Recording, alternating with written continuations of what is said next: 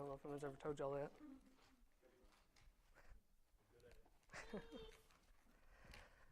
If y'all want to go ahead and flip over there, we might not get to scripture till a little bit later, but we'll be in Joshua chapter 5 to start out around about verse 6, if y'all want to go ahead and flip over there.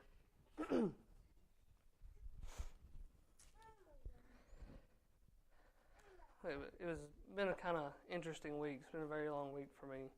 Been one of those kinds of weeks where, I don't know, just seemed like one thing after another, or just one of those good old weeks that we tend to have pretty often. But it's really crazy how God works, because normally I like to try to study a little bit through the week, or try to gather some thoughts, or try to at least get some prayer in there for what might happen on Sunday morning or whatever, whenever I have to preach. But I didn't get anything until about this morning, so that was good fun.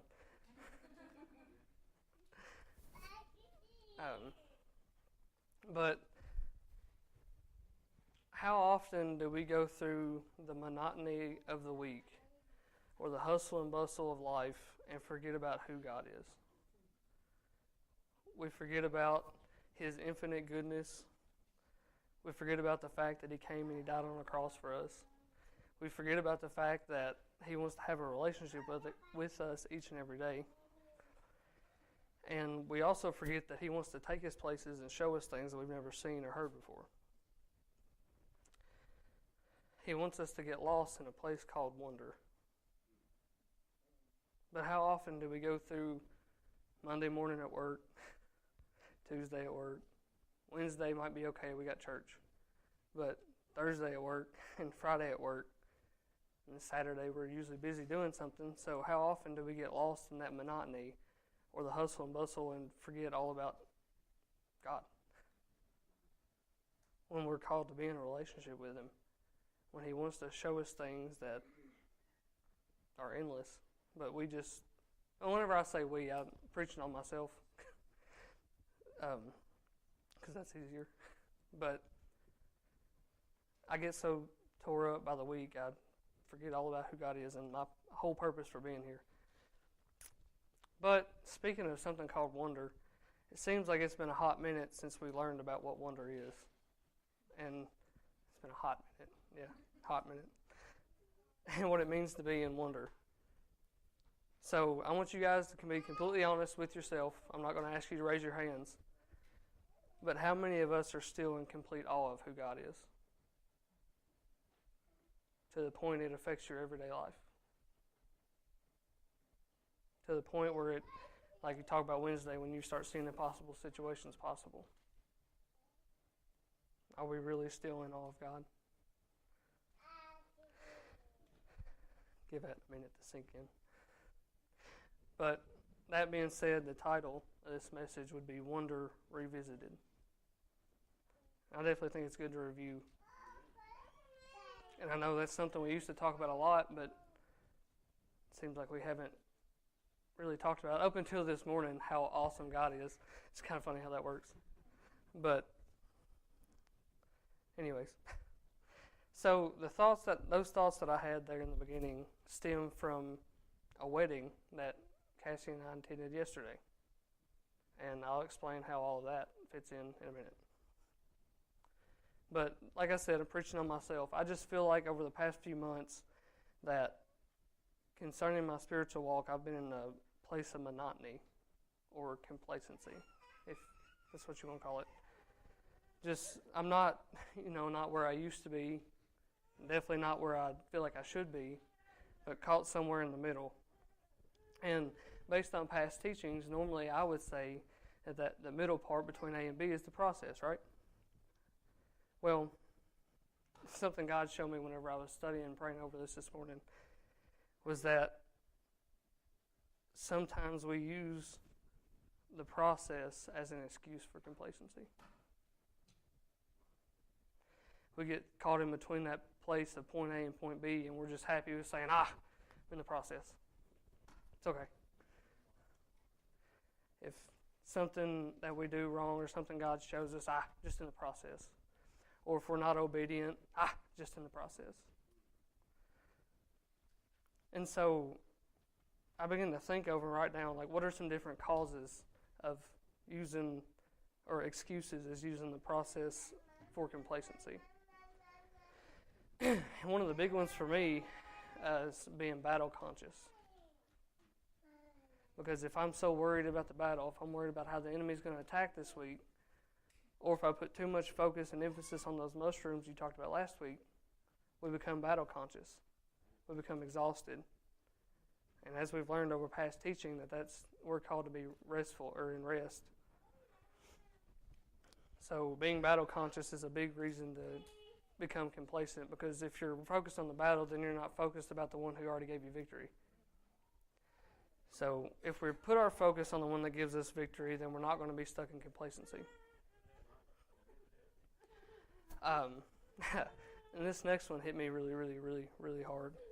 But another big excuse for using the process as complacency is lack of priorities or being busy. Not prioritizing God where He should be and giving Him crumbs or leftovers of our busy week, which is why it becomes monotonous, because we give Him the crumbs and leftovers. And another reason for complacency would be not being able to hear a fresh word. So all this kind of stems off of the busy weeks and stuff that I know we all have. But if we're so focused on where I got to be on Monday, or what's coming up Tuesday, or, well, man, we got to try to make it to church on Wednesday or Thursday and Friday. If I'm so focused on that, then how am I going to be focused on hearing a fresh word? If I'm not letting God, if I'm not giving Him the priority, or taking that time to spend even just a little bit of time with Him, how am I ever going to be able to hear a fresh word of what I'm supposed to do, where I'm supposed to go, what I'm supposed to speak, and be obedient? But that's just where we tend to say, I'm caught in the process. Just in the process. I'm not quite at B, but I'm not at A anymore, so I'm all right. Stuck in the process. So I want you to think with me for a second. What if we use the process for complacency? What happens? And we don't use it to appropriate wonder and allow God to change us the way that He wants to.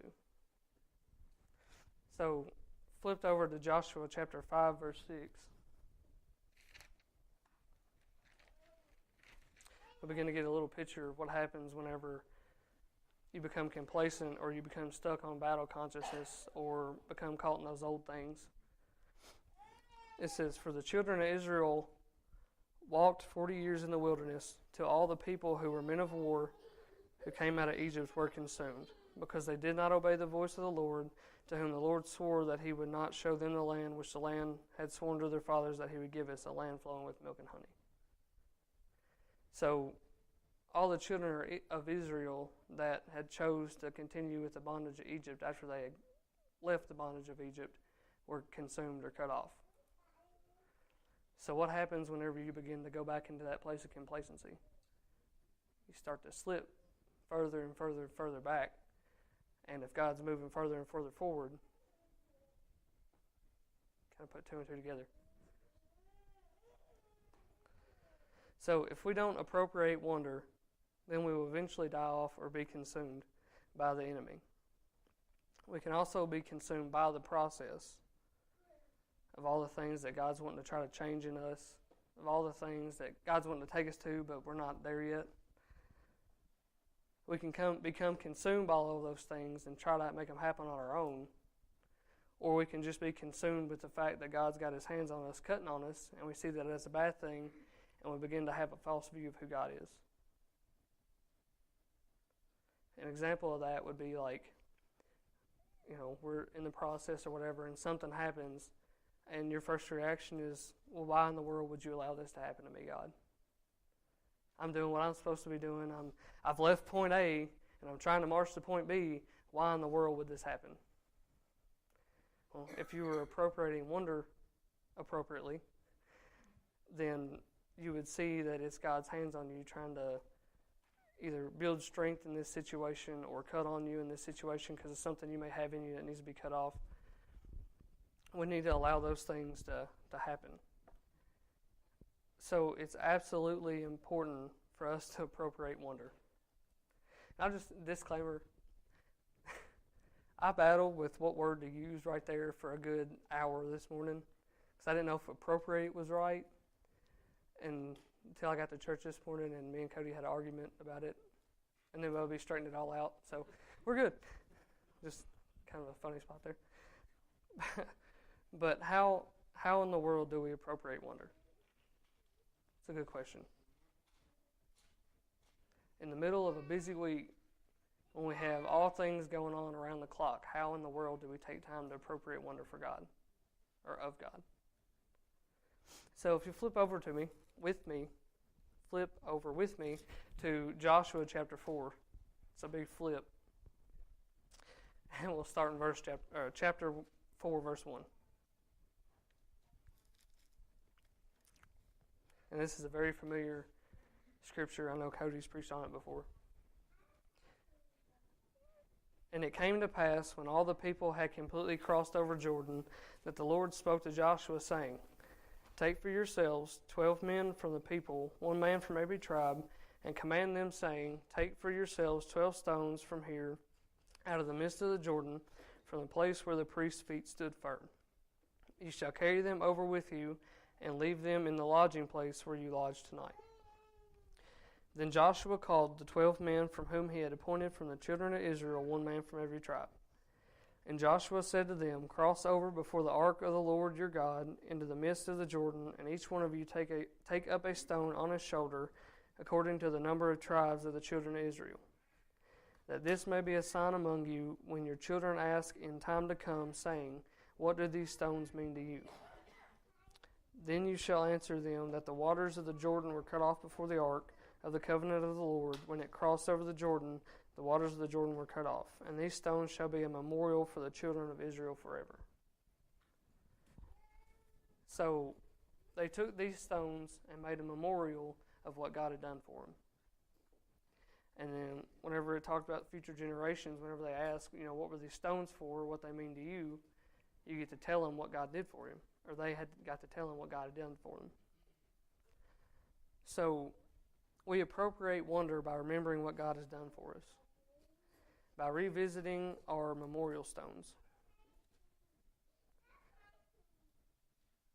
We look back and remember what God has carried us through and what he has overcame in us. And if we begin to look at those things, we begin to see how much God really is good and how much he's moved. And then we get to sing songs like we just sang, and it becomes real about the goodness of God.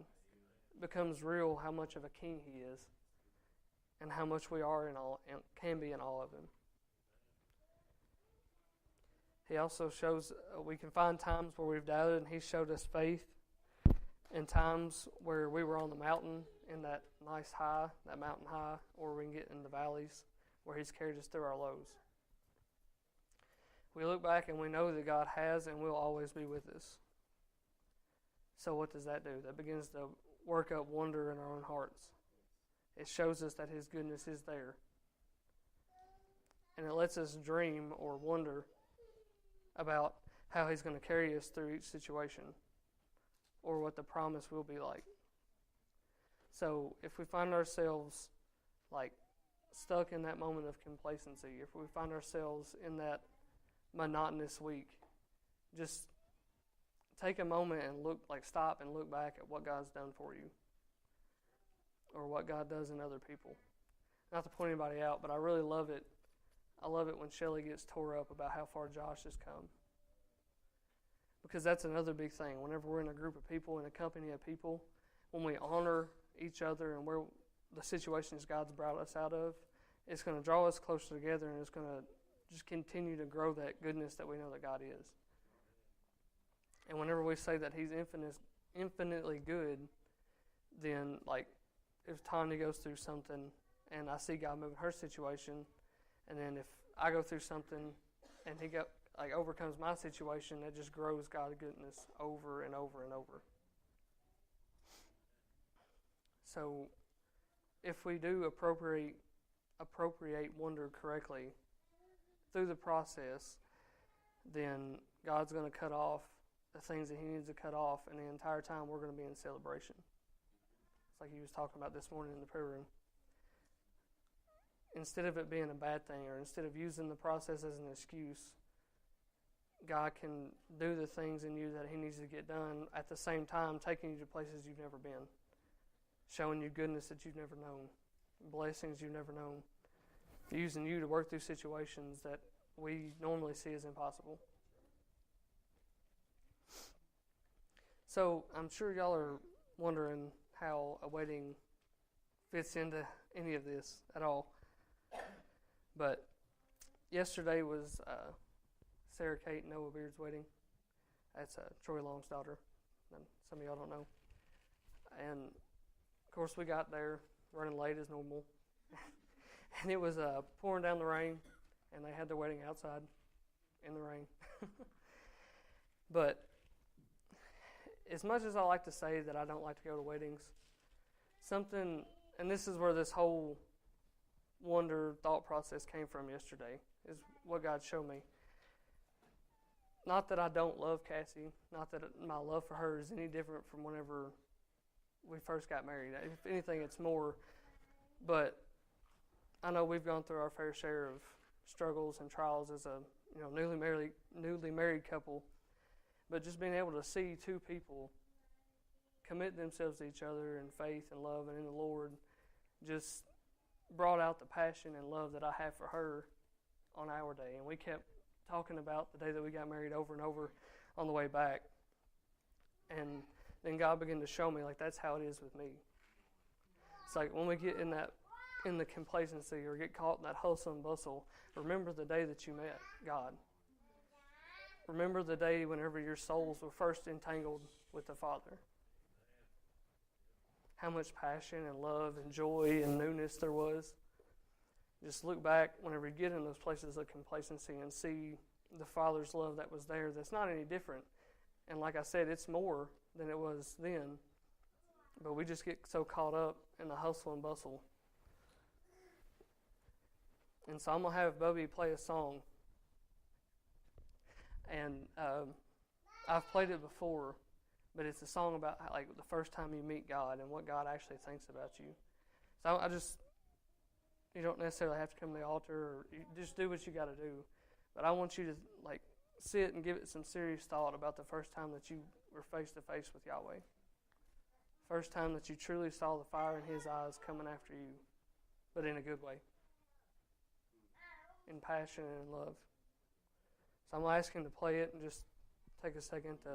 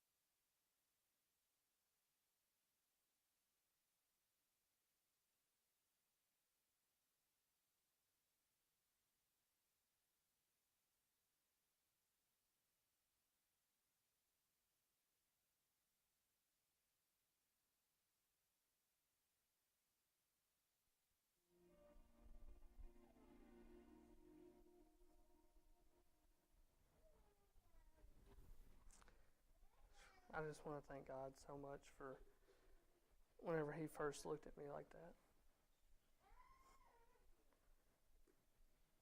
Because I know I was saved whenever I was little, but the moment whenever I truly felt and saw the Father's eyes, that changed my life.